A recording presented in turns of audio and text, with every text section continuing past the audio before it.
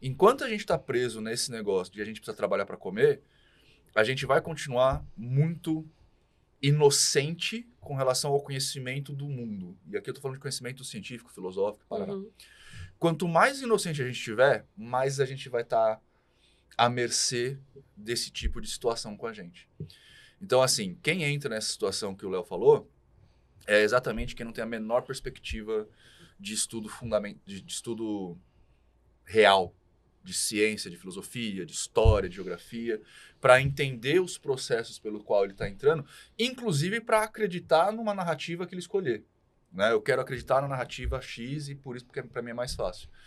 Então eu acho que assim, enquanto a gente estiver nessa derrocada capitalista que a gente está, e não, eu não sou comunista, mais a gente vai ter pessoas que vão estar sujeitas a esse tipo de informação.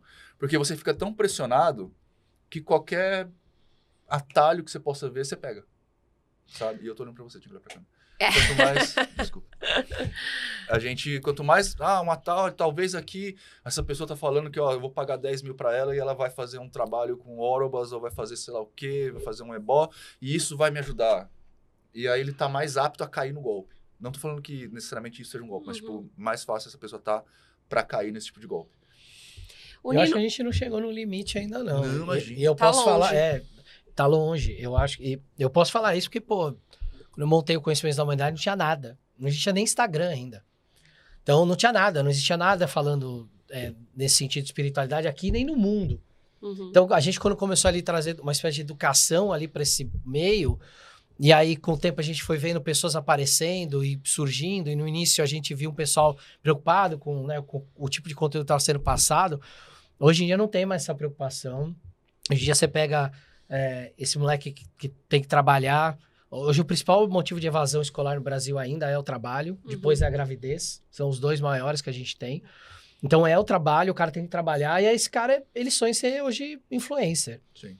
Por quê? Porque ele sabe que aquilo ali é um trabalho fácil, que ele acha que é fácil, porque ele não tem noção do que tem por trás, e ele vai ter milhões de seguidores, vai ganhar milhões de marcas, porque aquelas pessoas que estão ali, elas vendem essa imagem, quando muitas vezes é uma grande mentira.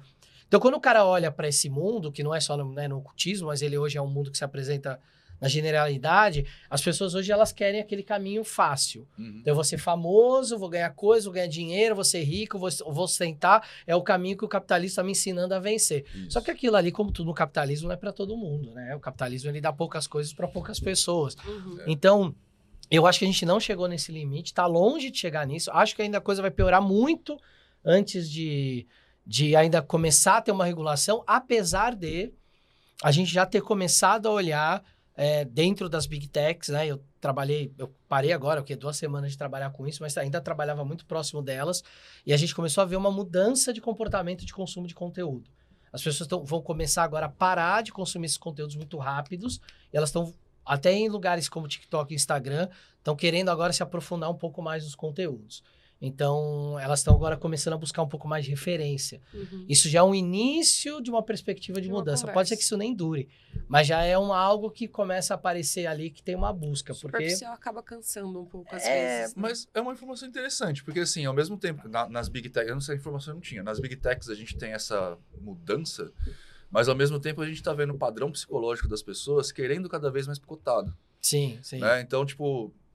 É claro, é um padrão psicológico, isso muda conforme, né, a sociedade vai impondo, mas o padrão picotadinho está formando o que a gente chama lá de inteligência superficial, né? Que você tem a necessidade de conhecer sobre tudo, mas muito pouco. E tá tudo bem para você, né? Cara, tomara que vá pra esse lado, porque a internet tá bem difícil, né? Como produtor de conteúdo, tá bem nojento. Não, hoje em dia você vê claramente, assim, quando vem um conteúdo muito raso, ele vai bem.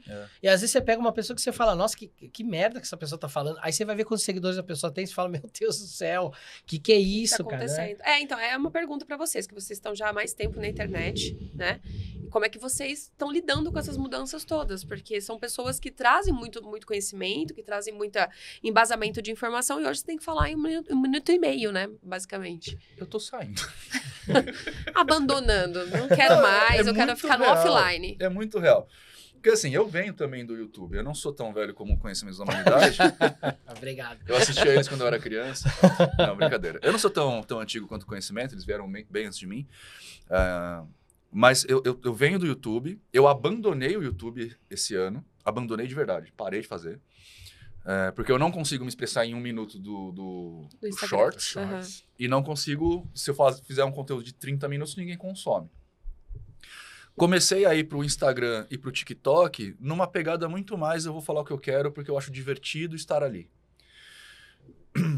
Com Você responde hater, né, Nino? Respondo porque eu acho muito legal. Você responde hater, Nino? Não. A não, Não, ser ele adora, a ele não é ser o caos. a não ser que seja alguma coisa que a pessoa me traga bem embasada. Aí eu gosto de responder, não por ser um hater, Mas mas aí gosto... não é um hater, cara. É, uma mas é que dúvida às vezes legítima. Não, mas que às vezes o cara vem com ele vem com a dúvida legítima no meio do xingamento. Aí você tira o xingamento, pega a dúvida legítima, responde a dúvida legítima. Esse é que 90% dos casos o hater só é um cara que quer muito sua atenção. E aí tem lá uns caras que realmente não gostam de você, mas aí não vai gostar nunca também. Não, desapega. Não, mas então, sabe o que eu comecei? Sabe que em novembro do ano passado, do ano retrasado, aliás, eu comecei a notar essa quebra de expectativa entre o produtor e o consumidor de conteúdo. E comecei a falar que, mano, não adianta eu falar, porque as pessoas não vão entender. E não que eu seja muito no meu conteúdo, mas é que as pessoas são muito pouco, entende? Então, quando você tem aquele viés cognitivo lá, o Danny Kruger, quanto menos você sabe, menos você tem capacidade de saber que você não sabe, né? E eu falo nas minhas redes sobre o que eu sei. Né? Eu sou mago de ordem de magia há 20 anos. Eu sou pós-graduado em neuropsicologia, estou pós-graduado em neurociência. Então eu falo sobre psicologia, neurociência e magia. Ponto. E ainda nem falo sobre tudo de magia. Me perguntam sobre Telemann, eu não falo, porque eu falo, não sei. Nunca tive numa ordem de Telemann. Mas enfim. Aí eu comecei a abandonar esse conteúdo. No meio do caminho, surgiu o nosso templo. O nosso templo começou a dar uma crescida. Por conta, principalmente, de responder a hater. Porque, né, a gente começou a fazer o tal do rage marketing, né? A gente faz para provocar mesmo.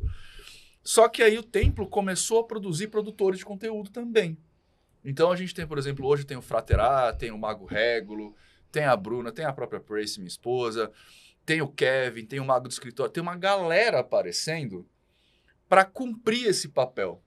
E aí eu comecei a me sentir muito livre para não estar mais lá. Entende? Então, esse ano eu diminui bastante a minha produção de conteúdo. Eu basicamente faço um videozinho falando sobre um assunto que eu quero. Não faço clickbait, não faço...